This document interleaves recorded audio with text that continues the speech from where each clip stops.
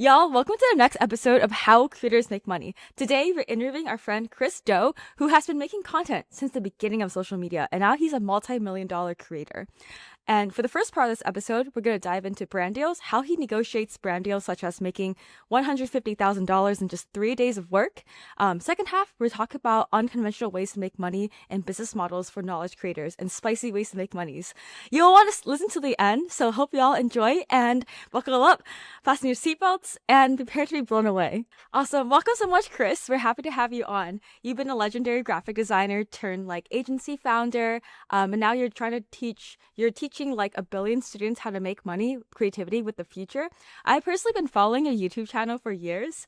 I have your book, Pocketful of Do, actually. I went to this Adobe webinar and I think I won the giveaway, so I got it and I learned about Oh, negotiating tactics. Yeah, it was nice. Congrats. thank you. Yeah, it was really fun. So I've been following This your is work like for years. the circle of Mhm. life is complete. Yeah, this was like 2020. I learned so much about negotiation from you. I also asked our Design Buddies members who are also big fans of their work. Design Buddies is mostly like graphic designers and UX designers. And then they're really curious to dive into like more pricing, and things like that. But before we hop right into it, we'd love to know what you're up to these days and how do you currently make money as a creator? Okay, those are two big questions. What am I up to these days? I'm actively looking for physical space to jumpstart a prototype hybrid school. And we have a space in Santa Monica, but now I live in Pasadena, so the commute is not good. If you live in LA, you know. If you know, you know. And I still have that office space in Santa Monica, so we'll do a few things, but I really need something close by. And what I'm hoping to do is to experiment and build a hybrid school. So there's some physical things that we can do, but we're always thinking about the future and broadcasting and documenting versus just creating solo, once lived experiences. That's what I'm working on right now. Now, how do I make money? There's lots of ways in which we make money. So currently we're doing about a little over $2 million a year in revenue, not in profit, but in revenue. And we are profitable now, thankfully. And we do that in a number of ways. I do public speaking, which I get paid quite a bit of money to do that. I run workshops, but the more passive stuff, the content that appears on YouTube makes us money, and the courses that we make, the digital information products that we sell make us money, and we do brand deals as well. So there's a lot of little buckets that collect the ring. Mm-hmm. That's so awesome. But the physical space, what do you envision it to be, and what made you want to start a physical space in LA? Well, the short version of the long story is I've had physical space, and it's important for me to have people come around. I believe that the best content, the best teaching happens with real people, and you can read body language, you can understand tone much better, and you can quickly scan the room as a teacher and throw things at people. And I see myself as a person who has like a framework or ideas, but I really come to life when I share something and somebody gives me that puzzled look like, uh, yeah, I'm not sure like that works. And then we get into that bit of friction that then we decide between the two of us what might work for them. And that helps me to learn as a teacher. And that's why I think it's very important to have that. Now, schools that are traditional brick and mortar schools are quite good if you're in an art school in particular, because it's very intimate. It's a low student to teacher ratio. So this is good. The only problem with the traditional school is they never document, broadcast, or share what they do. And so that's what I'm just trying to bridge between the physical and the digital to bring those two worlds together. Can you break that down a little bit? Like my background, right? I love education and especially higher ed. I know we've talked about a Mm-hmm. little bit about higher ed as well. Is this looking to attack more of what's going on in the higher ed space, or is it more traditional like K through 12? No, it would be higher ed. It would be me trying to capture the very best parts of my education where I got my design degree from Art Center to create that experience for other people. It turns out the way that you learn how to design is not by lecture, you learn by doing. You're given an assignment with very tight parameters, and through repetition and through doing it and getting very critical feedback, you grow and you learn. And so the people who have survived a rigorous art and design program walk away with a very different experience than how most people experience education, especially in college or postgraduate. There's a lot of critical thinking, there's discussion, there's articulation of ideas, especially if you went to a good program. And what I realized in talking to lots of creative people on the internet is they're not used to that kind of candor. the critical feedback that you're going to get. They look at feedback as a negative thing. They don't look forward to hearing it. They are seeking praise, I think, and just like a good old pat on the back and saying, yeah, you did a great job. Everything looks lovely. But in school, we learn that there are many ways of how we can sharpen the message, how we can improve the design. We're always looking for things to fix. And so therefore, we'll point out things that you're not doing correctly. Through that process, I think you learn a lot. And so I am one who champions feedback. And I think I'm borrowing an expression from my friend Carlos, is feedback is a gift. If it's given with the intention of helping you, that it's clearly articulated for someone who knows how to help you get there, I think it's a great thing. We try to do that. Now, you'll notice that most of the teaching that happens online is lecture-based. It's very memorizational or looking at patterns, but there's not that feedback. And I think it'd be great to be able to do this in a live experience with people in person, and then be able to share that across social so that other people who can't be there, who can't afford to be there, can learn along with you. That's awesome. It's like the talks you do, the whiteboard stuff you do at conferences. I've seen you do that at Adobe Max, but like in Yeah. person and more structured. That's awesome. In terms of like starting a school, what is your business model for monetizing it? Well, like I mentioned, there's a couple different ways in which we make money. I'll go from the easiest thing. The easiest thing is to create content on YouTube. If it gets enough views, you'll make some money on YouTube. We've seen revenue as high as, for us personally, like $360,000 in a year. It's a lot less than that today. I'm not quite sure what's going on. It could just be ad buys are down. I'm not sure. Usually ad rates go up over time as a platform matures. So I'm a little confused, but we create content. No one tells us what to do. We don't have to get approval by anybody, and we don't have to hit any particular deadline except for the ones that we set. And that's a beautiful model. So if you can make $100,000 a year creating content, doing your own art form, I think that's a beautiful business, and you can live anywhere in the world and do it on your own schedule. It's the ultimate freedom. If you want to go to the next level, you're going to need to scale. You're going to need to bring in people, and you need to pay them. And so that's where it starts to get a little bit tricky. So what happens is through the YouTube channel, I learned how to create content. I learned how to teach online in a one-to-many style. That turns out to be a skill that you can use elsewhere. So I took that same skill set, I took it to Instagram, and I grew my audience there. And I don't make real money on Instagram, but Instagram is more about widening the top of the funnel awareness, TOFA. And that gets people to go from cold, like, who the hell are you, to, oh, I'm kind of interested or I'm annoyed by you, but at least they know who the heck you are. And you can take that and you can move that into LinkedIn. You can do podcasts. You can do fireside chats. Those are skills that are really necessary. And, there's an analogy I want to make. So the old world of poker superstars, people who play Texas Hold'em, they can only play so many hands in a night because there's a physical limitation, there's a time constraint, all those kinds of things. But there are people who play online poker who have 10 screens open with 25 games, and they're just playing so many more games. They're getting in the reps that when they show up as a relative unknown digital player, the pros are kind of being beaten by these relative amateurs because they put in so many reps. I think teaching's like that. So you have a class, maybe you're a full-time faculty, and you do 3 or 4 classes in a week, and that's a lot. That's a lot of classes, right? You're teaching in an art school, probably at most 20 students at a time. So those are 140 or however many, whatever the math works out to be. But if you're creating content, there's no limitation as to how many times you can do this, how many conversations you can have. And so I think it's just me getting my reps in beyond the physical limitations of teaching at a private art school. Interesting. Okay, so break it down in terms of how something like this works, right? You talked about there being a physical space. I assume you're creating the content and then you are shooting that content out on YouTube, Instagram, whatever it may be, right? To build out that top of funnel, like you're saying. What comes next? I know you've built out online communities in the past. Is that part of the business plan as well? Like, is there a tier structure to in-person versus online? Again, I'm not sure how fleshed out the idea is, but would love to see and hear sort of what the breakdown. Yeah, I'll tell you everything. Okay.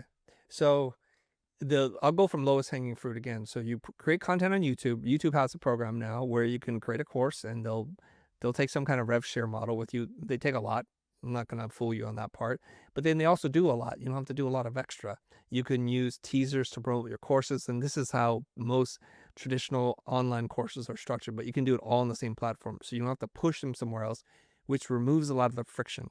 We don't currently sell any courses on our thing, but you can also do memberships, which is their YouTube's version of Patreon, right? So you can, or Patreon, You can have people who give you money, and they do. And there's like over 1,000 people who give us $1 on the low end and I think $15 on the higher end.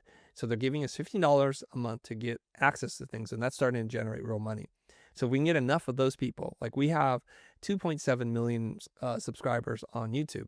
If 1% of those people became members, we would have enough money to continue doing what we're doing for a really, really long time.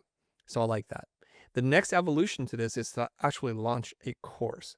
The way that I did this was I was teaching design.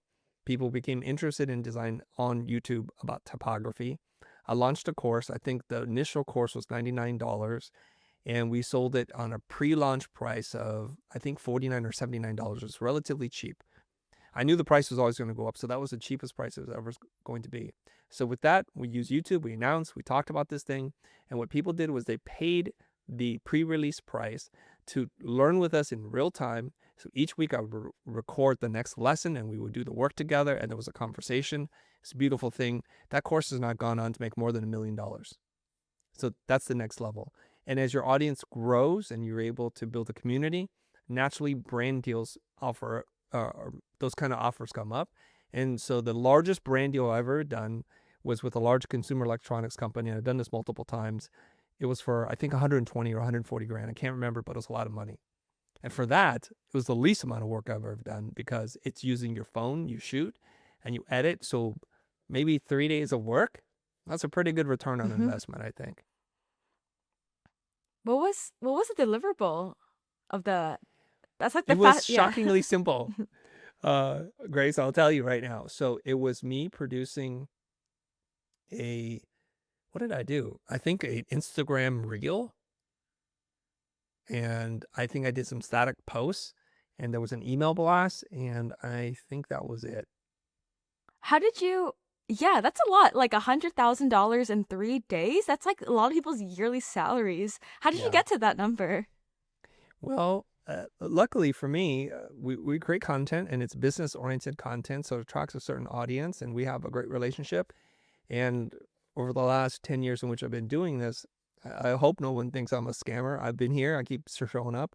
There's no pressure marketing or funnels and all these weird things that would probably be pretty icky for brands to get behind. I just show up. I teach without gatekeeping information. I put it out there. And so somebody popped up in my DMs and says, hey, I'd like to do a brand deal with you. I represent this large company. And I looked at the name and the account. It's like, that doesn't feel right. But despite my initial read on it, I decided to follow up and said, okay, well, here's my email. We got on the phone, we talked, and they run an agency. So big companies use agencies to do media placement and buying. And then they go through the whole process of talking to you, and they told us how much money they had. And I was like, great, I'll do it for that. Let's go. I've done little ones for like Volvo or Polestar. I've done really big ones for large electronics companies. And I work with Adobe on a regular basis. So you'll see things on Adobe pop up in my feed. How do you find out how much money they have? I Oh, always that's a ask, good like, what's your question. budget? Yeah. Yeah. Okay. I'll tell you real life, okay? Real life, we don't know what we're doing when it comes to social. And my general rule is if you don't know what you're talking about, which I don't, I just ask them, what is it that you normally pay people like me?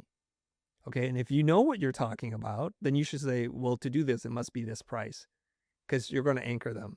Now, here's the thing. There's a famous case that was made up in Chris Voss's book, Never Split the Difference, about Raymond Chandler, who was like a best-selling novelist at that time. So these Hollywood producers wanted him to write a screenplay for them to do an adaptation. So he comes to Hollywood and he's like, man, I want to figure out the negotiations.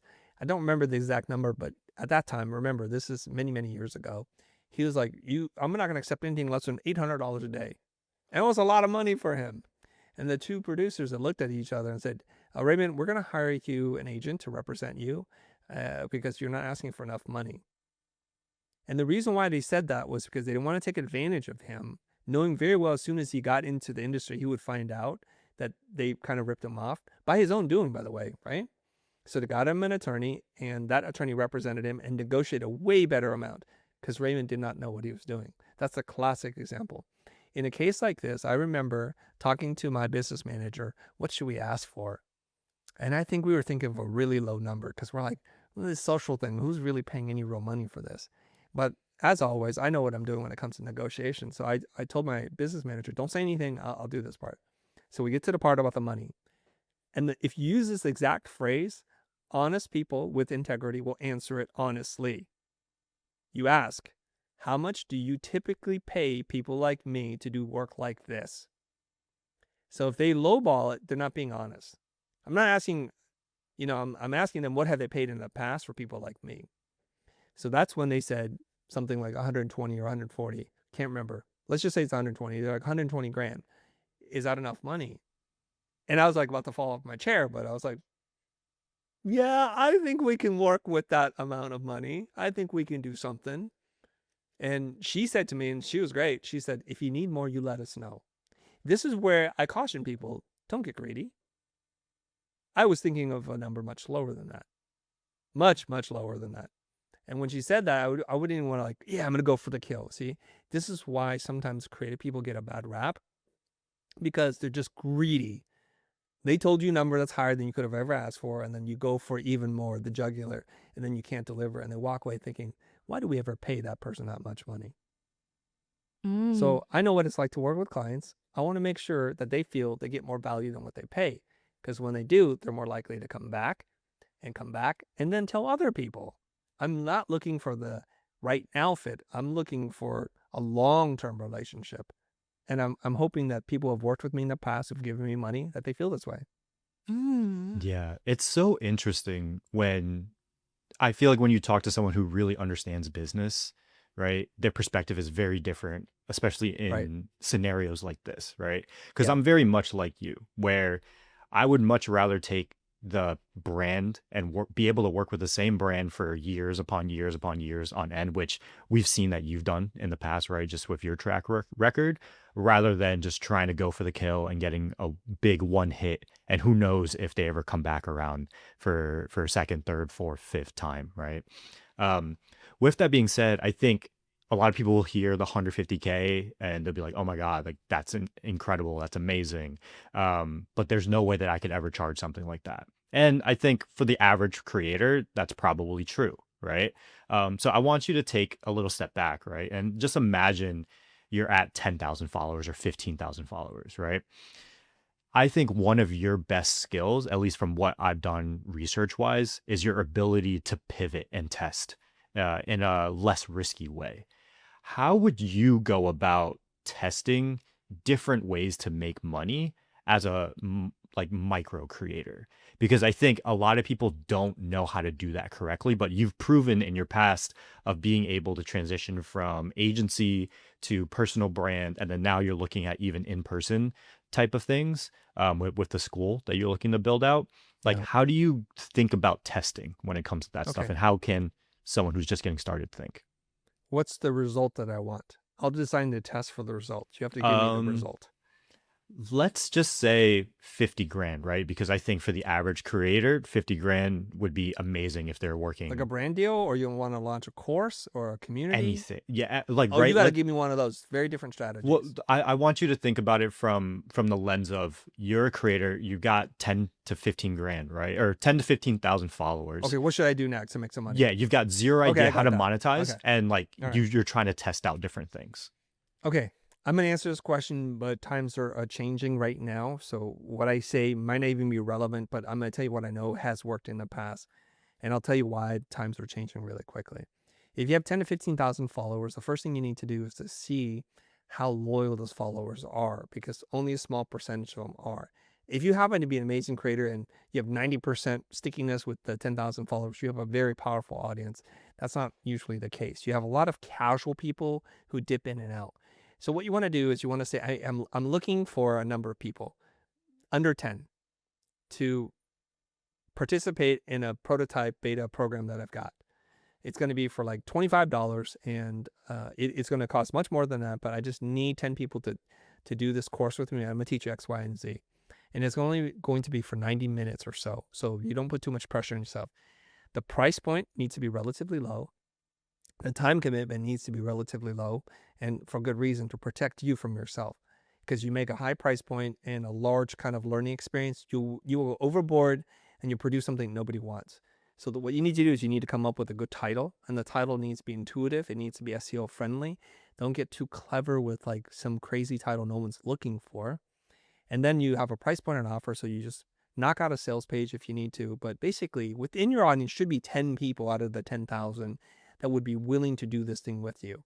And for them, you just prototype a course or a workshop. What you want to do is do the minimum amount of slides. You want to have it so that there's a lot of exercises, things you can do together with any kind of specific templates. So if it's like an email marketing class, you should have different prompts or Mad Lib style things. You should have resources ready to go. And so you're going to over deliver on value in exchange for some positive feedback or critical feedback and some potential testimonials on their behalf. And what you want to do is you want to do this as many times as you need to until you feel like, I think this is a pretty solid 90-minute course. Then you can start to launch. What's cool is you've been building up case studies and testimonials over this period of time as you refine it. Because if you've never taught before, you're mostly a creator, you actually don't know what works. You don't know what sticks. You think it's going to be this, and it's oftentimes, and I'm an experienced teacher, it's this. You're like, all the values here, like, no, it's over here, man. You've totally missed it. So that's where I want to go more on this and less on this. And over time, we can adjust those things. What was confusing for people? What took too long for me to explain? How do I make that simpler? What other kinds of resources can I put together so this is a really solid information product that promises a very specific transformation? And then once you do that, you announce on your page, hey, in 3 months, in 2 whatever period of time, I'm gonna launch this thing. If you're interested, you can register your interest. I'll grab your email. I promise not to spam you, and then I'll let you know when you can buy. And for those people who are in on the email list, what I would do is give them the best price possible ever. So if you can, give them a 35% discount on it. So you're only charging them 65% of the course. And I think if you can do that, you can probably hit that first 50K pretty quickly. Like we did 100K, my first ever digital launch of a course within the first 2 weeks of announcing it. And I was still a relatively new creator, didn't know anything about course creation. And so there was a lot to learn, and we quickly ramped up and made more products for more money. How do you decide what kind of offerings? Like, I know some people have courses, some creators make a lot of money through brand deals, some through like coaching, one-on-one, digital products, physical products. How do you go about deciding which one to do? I like a mix. It's kind of like an investment portfolio. So you want to have some high performing but very risky and volatile tech stocks. You probably want to do some bonds. You want to probably invest in some currency and some real estate. So you have a good balanced portfolio. I think the problem with going in all in on community or one-on-one coaching or public speaking is if that market for whatever reason slows down, you're kind of screwed. So I'll lay it down for you, right? Here's how I do it, okay? So we make, on average, I think about $10,000 or $12,000, something around there on YouTube a month. That's not brand deals, that's just AdSense. So that pays for the YouTube editing team. So I record the content and they do all the work. That's great. We have a number of courses, which used to be the bulk of how we make money. So we have a handful of digital courses that are infinitely scalable. You buy once, you have access to it forever. They range from as low as, I want to say $49, as much as $5,000, depending on which course you're buying. Okay. And they're made by other people than me. And then we have a group coaching community that people pay us. What do they pay us? $500 a month to be part of. And there are 260-ish people in it. Okay. So that's how we make money there. And then I do one-on-one coaching, which I charge $5,000 for 1 hour. And you book that through Calendly. And I do maybe 4 or 5 calls a month for that. And it's deliberately set quite high, that price point, because I don't like to do one-on-one coaching. It's a drain of my energy. It requires a lot of focus. And I do that.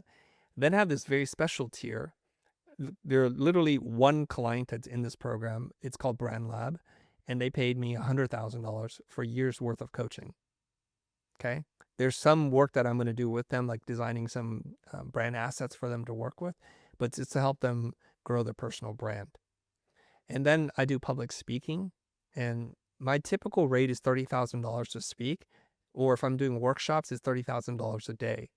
And I typically work around that. And that doesn't include, of course, airfare, hotel, and something for my teams who shows up to help me either teach or to document the process for me. And then the brand deals on the low end, I think the lowest deal we're going to do now is probably 50K. And like I said, I think the highest is 120K. So somewhere between those two works for us. So the average deal is not 120. It's not also 50. It's probably like around 80. And it's still relatively little work because they're not buying the work. They're buying you as an ambassador to their product and to use your platform to reach people. So they're buying the media placement as well. The last little bit that I do is I sometimes help brands with a partial payment plus equity. I have a couple of those kinds of deals. So those deals don't work out for me unless those companies are sold or go public or something. And the chances of it going like that are pretty low. But I'm hopeful that one of the companies I'm involved in, and I'm involved in a handful, is sold for $100 million, for which I will make $1 million. How do you determine when to ask for equity and how much? I'm I usually don't thinking of ask doing for that. equity. Okay. Yeah, I prefer not to ask for equity because it's a lot of risk. We consider that like the tech stock investment where it's super volatile. Or if you're investing in cryptocurrency, it can go up, it can go down, it can go nowhere. To date, the handful of companies I have an equity stake in have not paid me anything real at all. So Mm. that's like I was in on Twitter on day one kind of thing. It could pay out 1,000 to 1, but chances are it's not. And I'm okay with that. So I want to have a balanced portfolio. I like to take some risk, but I can't bet the whole farm that one of these companies are going to go public or are going to get acquired. That's so interesting. We were literally like our episode that's going to be releasing today, which is the one before this one. Grace was talking about potentially taking like an equity deal for a brand deal and things like that. And so it's interesting to talk to someone who's actually done brand deals like this. Like how long ago were those deals? And you haven't been able to see any sort Yeah. of obviously money from those. But like hmm how long ago are we talking? The first one that I did was about 15 years ago. And then the Oh next wow. one was like 13 years ago. The one that started 15 years ago was an online game. And I think the founder had, let's just say, some focus issues and disappeared for a while. And so I got paid, covered my costs, but my opportunity to exit on that is like next to nothing. It's sweat equity that you're giving them, right? So you have to really believe in the CEO and their ability to perform, and that they're not just chasing some kind of weird dream or in love with the idea of entrepreneurship and aren't willing to do the work. This person literally moved to another country and then disappeared for a while and then came back and started working on it again. But at that point, it's like, I'm not holding my breath. The other company that started 13 years ago, I have some equity in that company. And they're probably going to get sold pretty soon. They have a deal on the table. It's not for as much as they want, so it may or may not happen. But if it does, I'll probably make tens of thousands, maybe 100, but it won't be 1 million. That's so interesting because I think again, a lot of people hear the David Cho Yep. story, right, of the Yep. mural for Facebook and it turned into 200 million, but it's like again, that's just more of winning the lottery, and we all know how that goes, right? When you play that game, it's Yeah. not necessarily as guaranteed as many people think in the space. Yeah. A lot of these tech investments are like that. There's more failures than there are successes. That's why they're called unicorn companies, right? Because the unicorn doesn't exist. And if you think every horse is a unicorn, you're in trouble. Sorry to break it to you. Yeah. I kind of wanted to I'm trying not to use corporate jargon, but you mentioned not pitching like with pricing because I've seen a lot of people, including myself in the past, like and maybe currently, like pitch too high because you mentioned like building a long-term relationship, like kind of under promising and over delivering. Was there ever a time that you pitched too high and it didn't go well? Or how do you know if you're like pitching too high for these brand deals? Yeah. I think, okay, so there's a couple of things here. And I don't want to out anybody, but I'm 53 years old. I may be older than both you guys combined. That means I've just been around. I kind of know my worth. I know what the market is, and I don't have delusional goggles. And that's a problem with some young people. Like they're gonna listen to this. They have 12 followers, and they're like, "Oh, I'm gonna ask for 120 grand, basically 100 grand for every, or 10 grand for every follower I have." And then they're like, "Well, what reach?" And I don't know. you have an email list? No. Like, we have over 100,000 people on our email list. And we have tens of thousands of fans across different platforms. And if I show up somewhere, if I make an announcement, there's a good chance some people will be moved to show up, right? Where you may not have that influence just yet because you've been doing this for too short a period of time. And so we kind of get super excited about this, and then we basically shoot ourselves in the foot. And that's how we burn the relationships. Number one is you give them sticker shock. Saying a price that's too low or too high relative to what the market can bear is a sign of lack of experience, period. Right? If you were walking to a car dealership and you say to them for a new car, yeah, I got $300. What can I get? Like, you obviously never bought a car before. Also, if you walk into a dealership, and I'm not talking about supercars, you're like, can $1 million buy a car here? They're like, okay, sucker. Doesn't know what they're talking about. So being within the relative ballpark of what they're used to hearing is a sign that you know what you're doing. This is why when you don't know what you're doing, you should just ask, right? Mm. What do you pay people like me who do things like this with my size of audience? And they'll tell you. And if it's a number that's too low, it's like, that may be the case. I just can't do it for that. Mm-hmm. Is Oh. there room here? And then I would ask it in that very specific way. Is there room here? Is, the most non-aggressive way to say, can you go up or not? Is there And room they here? say, yes, there's room. I say, okay, so where can we stretch to? And you get them to say the number. I love that. Yeah, Yeah. asking them directly. Because I usually ask them like, what's your budget? But I really like, it's like, how much do you pay people similar to me? Because I feel like they have different budgets for different audience sizes, even though Of we're course. probably like doing the same amount of work to make videos. But people with audience size, it's like marketing or bigger ROI. When you work with a long-term brand, how do you go about like increasing your prices? Let's say your audience grows over time. How do you know when you should increase your prices when working with the brand long term? Yeah, to be honest, I haven't had that problem because my audience isn't growing exponentially on all platforms, right? And it's really not about the size of your audience, it's about the reach that you can get with the size of the audience that you have. And so we all know this. If you're on Insta, it's harder to reach your audience today. Yeah, They're just yeah. serving more people. They've broken the algorithm, whatever. It just means that we're all dealing with the same kinds of problems. It is just more competition for eyeballs, and they're trying to distribute the traffic as democratically as possible. So what's worked for you in the past is probably not working for you now. I wish it were, but it doesn't, and so I'm okay with that, right? I know what the Instagram wants me to do. It wants me to do funny videos on the internet, and I don't do that. It's not my jam. So I'll continue to make my carousels. I'll try and teach one slide at a time. Every once in a while, I'll do like a talking head video, but I'm really not into that, and I just have to accept that that's one of my limitations, and I'm okay, right? Like, I've been forever stuck around 990,000 followers. I can't get past the 1 million mark, but maybe in a couple of weeks or a month or so, maybe I'll get past it. I don't know. But if I cared more, maybe I would do something about it. Chris, you Mm. just got to start clip farming. That's all you got to Yeah. do. To start clip Clip farming. farming, what is that? So clip farming is, I mean, I feel like you do it without knowing that you do it, but you probably don't edit for it, if that makes sense. So, like, for instance, when you say that you want to teach 1 billion students in the world, like, Yeah. yes, I fully think that you can reach 1 billion students, right? Obviously, Yeah. with views and the internet and everything like that. Right. But just saying the word 1 billion, that's like the clip farm. So you can put that as a headline. So people are like, who's this guy chatting about this on the internet type of thing. So they I stay to see. the end of the video, and then it Mm. gets put out or pushed out by the algorithm, etc. But like clip farming is the term that is used mainly in like the streamer world. So all these kids, and I say kids because a lot of them are kids that are younger than both Grace and I, when Yeah. they're streaming for 5, 6, 8 hours a day, they literally have just a team of clippers that they call that run through their stream and just clip it and post it on social, because that's Gotcha. how they grow via short form and then convert Mhm. to their long form streams. Yeah.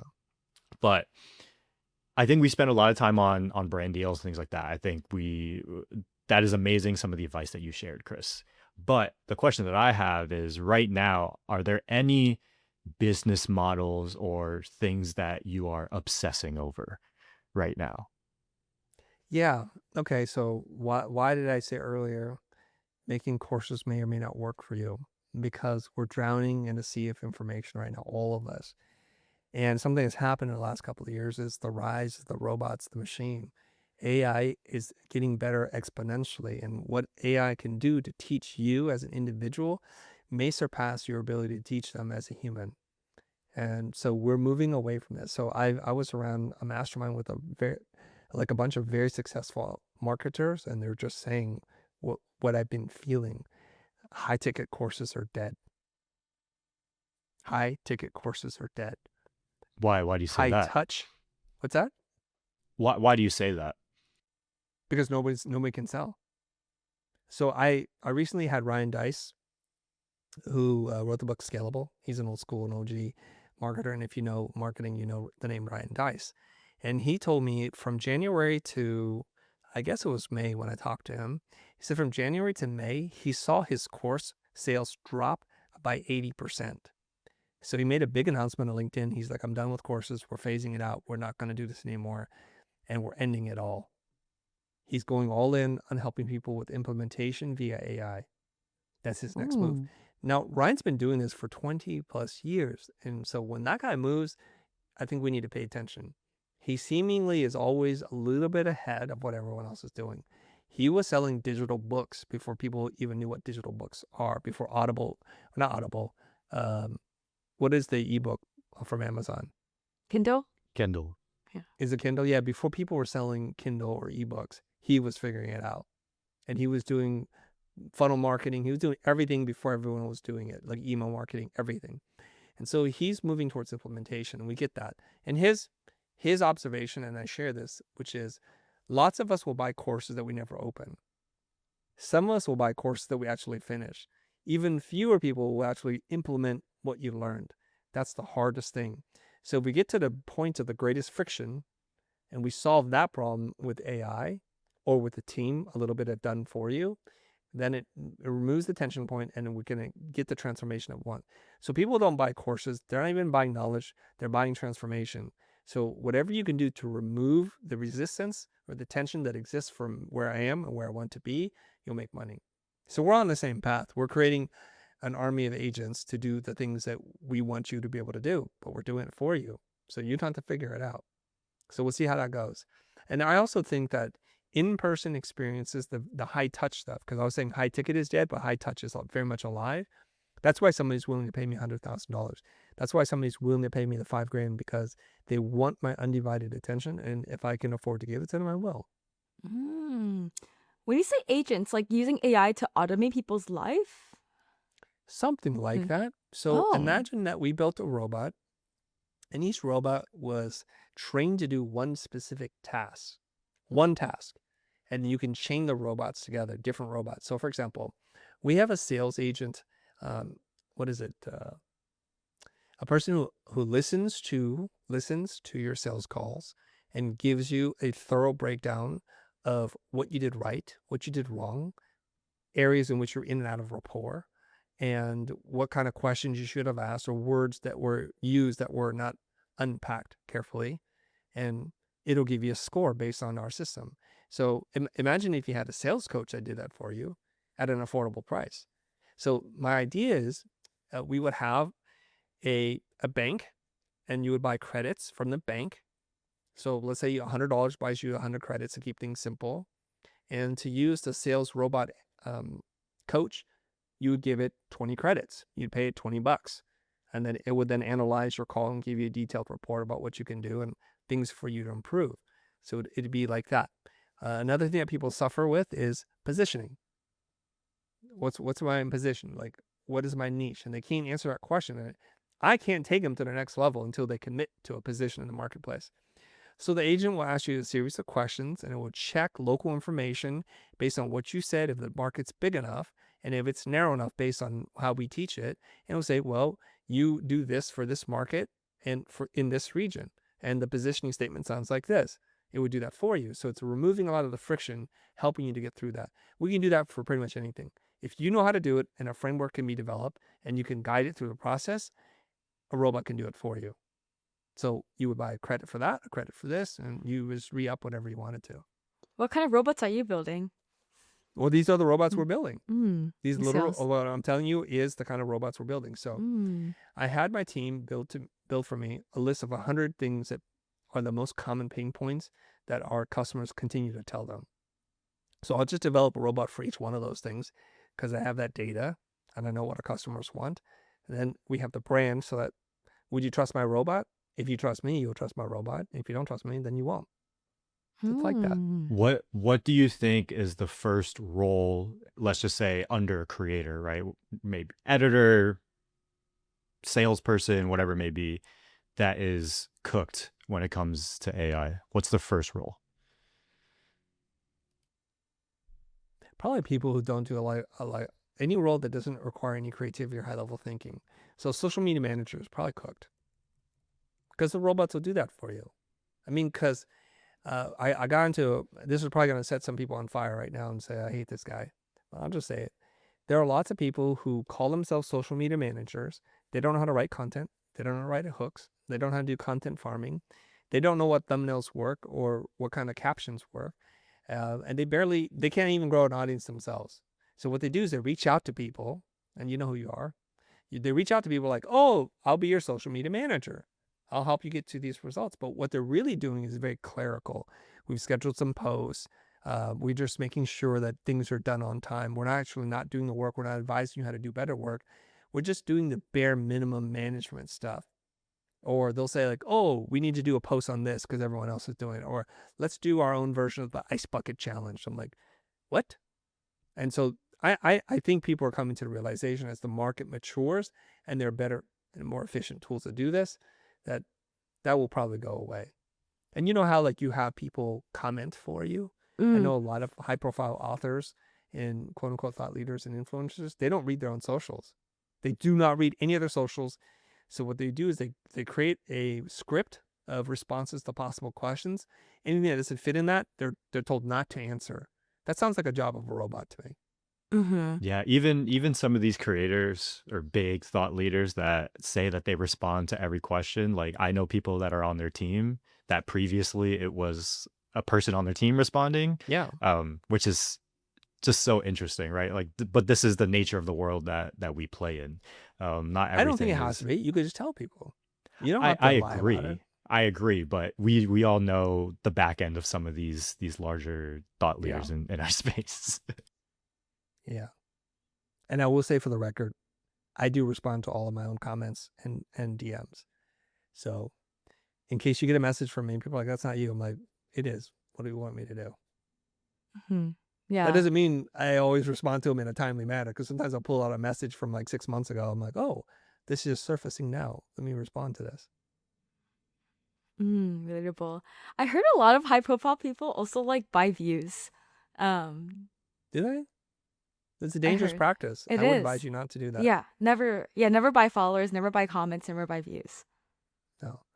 The problem is eventually the size of audience that you'll grow isn't reflective of your true audience. So when you turn off that spigot, you'll see really bad engagement, and then you will be shadow banned because they're like, oh, you use a farm to do this, didn't you? The cousin to this is engagement groups, which I'm not sure how I feel about this. Because it's like, I don't really like your content, but I'm in a group with you, so I'm supposed to comment and share, and we just do that like monkeys. Now I know people do this, so people are gonna hate me. I just don't like it. Have I you don't like it seen the either. business models behind it, Chris? Yes, I have. I know about some of them. What are the It's business kind of models? disgusting to me. What are the business models behind it?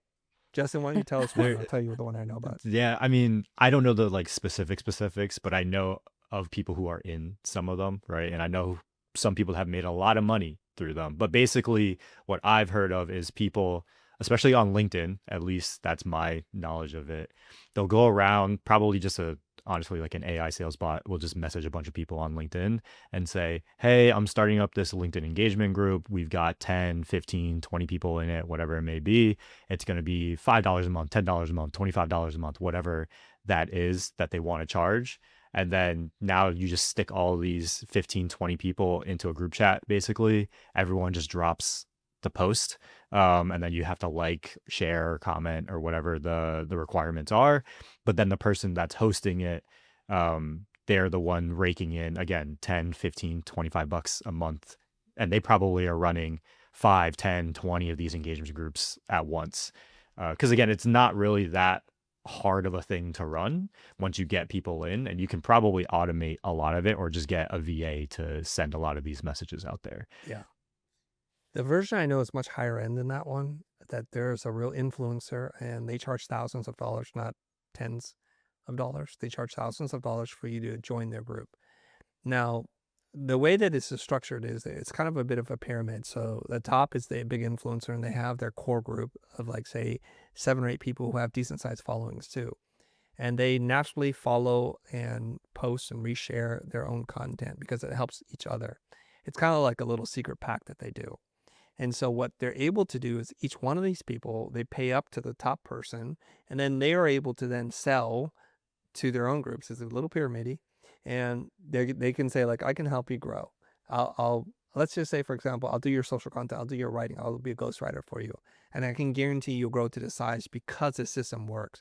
Because if bigger influencers share your things, comment on your things on a regular basis, then you'll make money. So they all do this for each other, kind of like old, wink and a smile, and they do it, and they make a lot of money. Actually, they're probably doing over 6 figures just doing this. There's some work involved because they're writing the posts, ghostwriting for people, and then they then switch over to their account, and then they like and share that post, and then in that community they share and comment on those posts as well. If it's really your friends and you love each other, I don't think there's anything wrong with that. When you formalize it and you put money behind it, something feels funny to me, but maybe I'm just being a really sensitive artist type. Yeah, it feels funny too. Yeah, have a friend group with like LinkedIn, just like 5 people. We just like hype each other's posts, but it's random. But I've been in like other groups where like travel groups, they just added me randomly, and then I got kicked out if I don't like, and they check everyone, they liked it. It's random.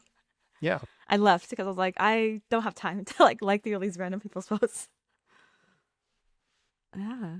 Crazy stuff. Speaking of like ways to make money, like spicy ways to make money, is there a way that you made money that you'll never do again? Or like something like didn't go well, and what did you learn from it? When you say spicy money, I Yeah. automatically think of OnlyFans, but I've never done it. OnlyFans. I shouldn't say OF. I should say OF because this episode will be blocked. The funny thing is when we're chatting with Ryan Dice, he's like, yeah, I have an OF page. I'm like, what the fudge? What are you doing? Not for what you think it is, because he's always experimenting. He's always trying to figure things out. I don't know if you know this, but there are people who use spicy websites to do educational content. Oh, Did you know yeah. this? Have I you heard know about this. this? I know there's like this Yeah. neural networks girl, like this AI girl teaching Yes. machine learning on like Yes. the website start with a P. Yeah. Yeah. Oh, Yes, like Peach Club or something like that. yeah. Yeah. PH. Yeah. Yeah. And they make a lot of money doing that because it turns out, you want to get, whatever. And then you also want to learn something about AI. It's kind of interesting. So I like people who hack systems like that. Mad respect for those people. What system do you want to hack to teach creativity and business? Wait, what would you say? What system would you hack? What would I hack? I would hack anything if I could. I just haven't gotten there yet. I think I'm aging out. But, I tell people this. Whatever gifts that you have, whether you believe in a divine creator or the universe or just atoms randomly hitting each other, you have gifts. You have specific skills. And when I say skills, I don't mean just like what you know how to do, but the sound of your voice. If I could sing, I would sing. If I had amazing eyes that pierce through the lens, I would just look at the lens the whole time. And that's what I would do. I would just use that, right? And if I had 6-pack abs, I'd walk around without my shirt on all the time. I'm like, let me talk to you about pricing. I'd just be a thirst trap. That's how I would do it. Unfortunately for me, all I got is my brain and my voice. That's all I got, everybody. Now that you mentioned that, I'm actually surprised Yeah. that there hasn't been like the B2B 6-pack guy yet. Like no one's really, Yeah. at least I Oh, haven't seen it. There are. Oh, is there? I don't Oh, want to I mention mean- it right now, but yes, there are. For sure. Well, look, if I was 6'3", like underwear model esque, I would just walk around. I would just walk around like, hey, I'm going to talk to you about this. Why wouldn't I? I mean, it Why would I works. hide that? It would Mhm. 100% work. Of course it works. Because if you could choose to learn from an ugly person and a super fit 6'2" underwear model, if it wasn't scammy and sleazy, you would probably do that. What we don't understand is there's a beauty bias. There really is, right? Good-looking people have an X percentage over not good-looking people. Mm-hmm. You just got to work with what you have. So if I could freestyle rap, if I could dance, if I had six-pack abs, if I could sing, you better believe I'd be doing all those things, maybe not simultaneously, but I would do that because that's the gift that I have. What is my gift? My gift is I'm a nerd. I like comic books, I like movies, and I understand how to tell stories, and I love to draw. So you put me with a microphone and a marker, I'll probably bring in a movie reference, and I'll draw you something. I love that. All right, That's my so gift. that leads perfectly into my last question. But before I drop that, where can people find you, Chris? They can find me hopefully on Instagram if you're going to subscribe and get me over that 1 million mark. And I'm at the Chris Do. D-O is my last name. The because I couldn't get Chris Do, so that's why it is. It's not because I'm so self-important.